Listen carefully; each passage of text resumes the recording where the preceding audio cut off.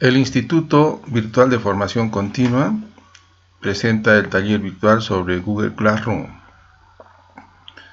Este sistema de gestión del aprendizaje está basado en las herramientas que tiene el Google Drive,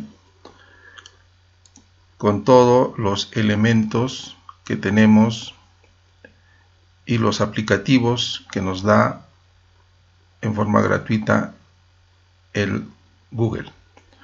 Entre ellos tenemos el Gmail, el Google Drive, para crear nuestro Blogger, el uso de documentos gratuitos y el Classroom. Este taller está dividido en 14 temas, los cuales los vamos a ir desarrollando en distintos videos. En este momento vamos a presentar la introducción fundamental que tiene que ver para poder hacer la creación de un aula virtual. Empezaremos primero con ver los tipos de educación que tenemos en este momento para poder desarrollar sesiones de aprendizaje. Tenemos la educación a distancia, tenemos educación en línea y educación abierta. En estos momentos por el cual la necesidad es trabajar educación a distancia y educación en línea, por supuesto con la visión de hacer una educación totalmente abierta en el uso de todas las herramientas que nos da la tecnología. Las generaciones de educación a distancia a través de los tiempos se ha dado y se ha clasificado en diferentes generaciones.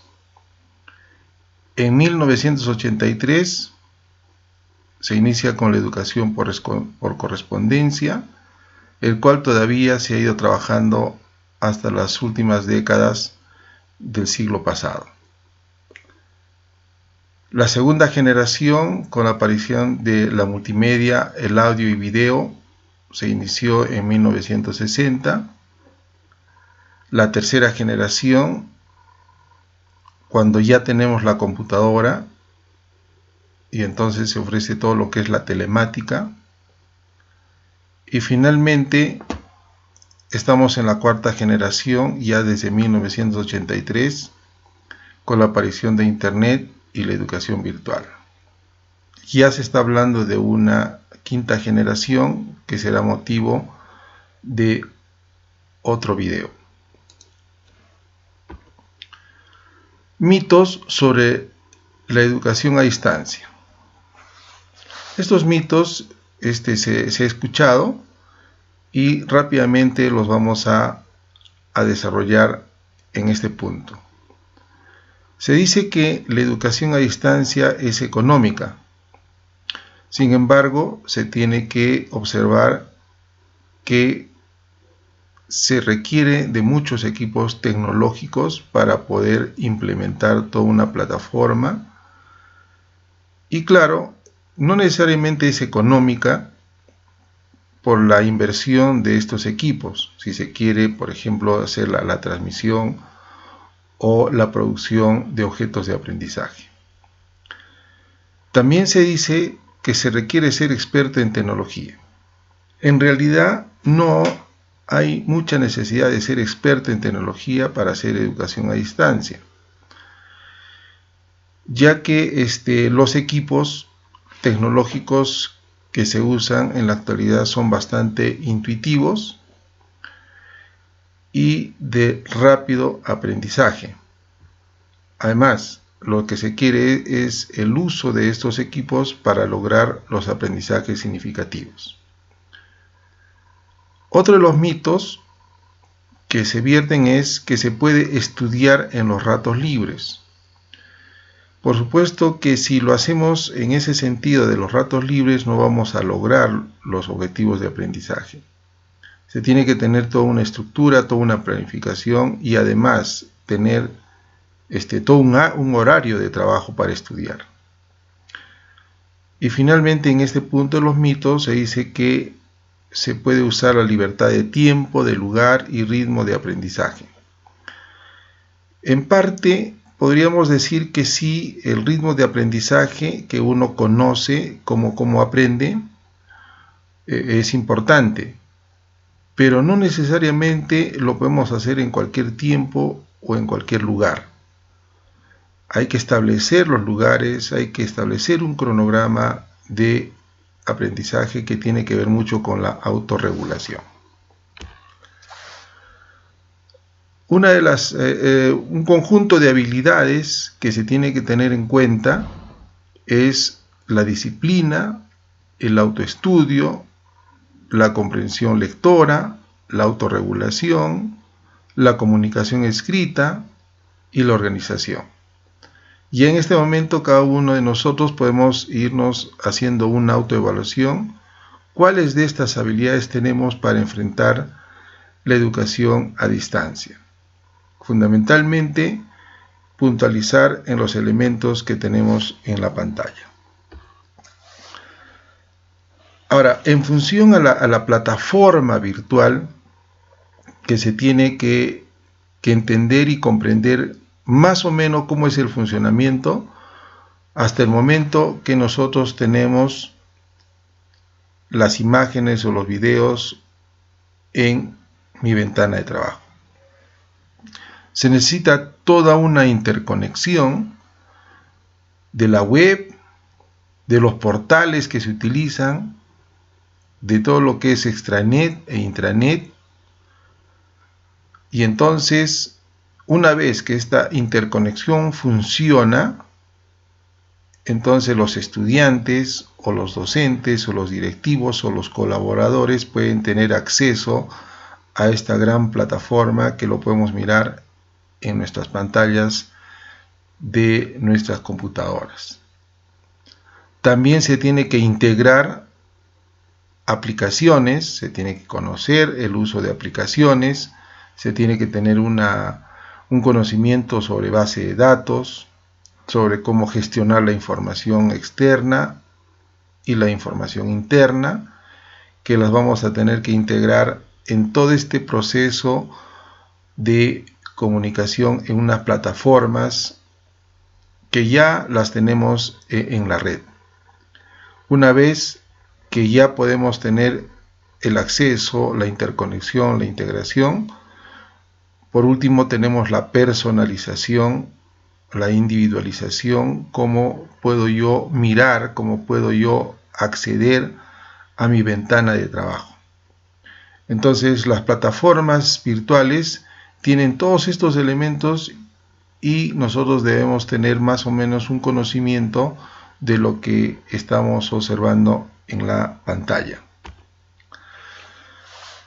Otro de los puntos importantes es saber, y de acuerdo a la experiencia que tenemos los docentes, es la planificación, cómo podemos enfrentar la educación virtual.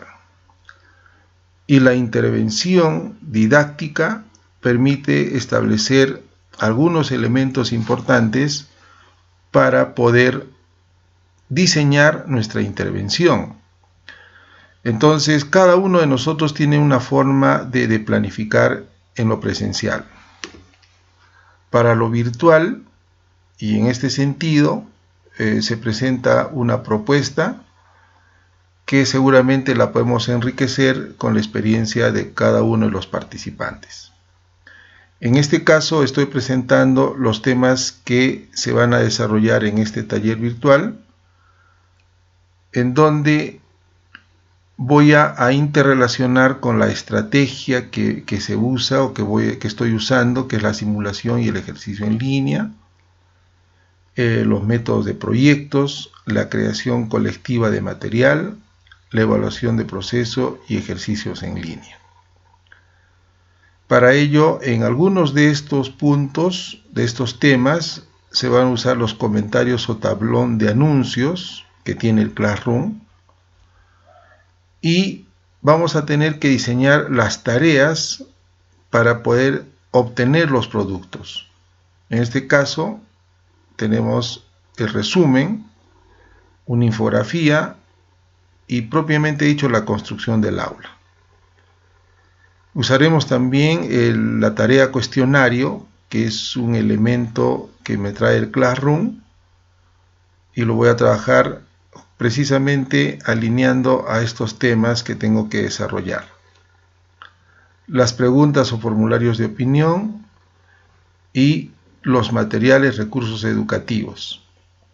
Estos materiales y recursos educativos, en todos los temas se tienen que usar estos recursos. En este caso yo estoy usando los videos y lecturas, ¿no? Que se puede trabajar en una biblioteca, que se puede implementar una biblioteca virtual específica para este tema.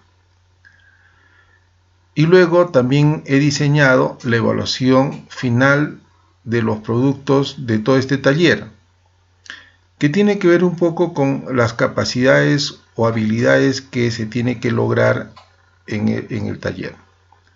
Como el indaga, el explica, tanto la creación de las clases o el flujo de procesos. También él diseña un guión de intervención didáctica y construye un aula virtual en Classroom. O sea, fíjense que los productos están alineados. Este es un esquema que puede servir para que ustedes puedan hacer la planificación de su curso. Un curso que se lleva en forma presencial no es igual a un taller o a un curso que se lleva en forma virtual o educación a distancia. Esta es una propuesta, pero sin embargo vamos a luego hacer una investigación, de ahí viene la educación, la indaga sobre educación a distancia, para que ustedes puedan proponer una matriz de planificación de la intervención didáctica. Y finalmente, una propuesta más es que el estudiante como el docente deben tener una bitácora. Y las bitácoras, específicamente, se habla de tener un espacio de aprendizaje virtual para aprender o para enseñar, ¿no? Entonces, estamos hablando de los ambientes de aprendizaje o los ambientes de enseñanza. Aunque se habla fundamentalmente de los ambientes virtuales de aprendizaje. Entonces, este es el punto clave en el cual tenemos que ir observando para poder hacer nuestro diseño de nuestra intervención virtual. Además, se les presenta a una secuencia didáctica. Es como tener un guión de inicio en donde tenemos que tener en cuenta algunos elementos precisos como percepción clara de lo que se quiere presentar, exploración sistémica o la orientación espacial o temporal o la presentación de objetos de estudio, cómo se presenta la organización misma de la información y cómo vamos a tener que precisar en la recolección también de la información. Algunos elementos estratégicos, didácticos, que pueden ser sobre las preguntas frecuentes, la simulación o formato de datos y tipos de archivos que se van a usar en esta secuencia. En la parte de proceso podemos tener también trabajar con la percepción y definición del problema específico que queremos plantear a los estudiantes, la selección de información relevante, interiorización y representación mental, la amplitud y flexibilidad mental. Fíjense, también tenemos la organización, el pensamiento hipotético, evidencia lógica, axiomática, clasificación cognitiva. Estos elementos me pueden servir para hacer una secuencia didáctica ya en el proceso. Y podemos tener también la forma de trabajo en creación colectiva de material, la evaluación de proceso, el debate virtual, método de caso, simposio virtual. Se pueden hacer congresos virtuales, se pueden hacer foros virtuales, se pueden utilizar métodos de casos, métodos de proyectos, pero todo en el ámbito, en el contexto virtual, ¿no?, de educación a distancia.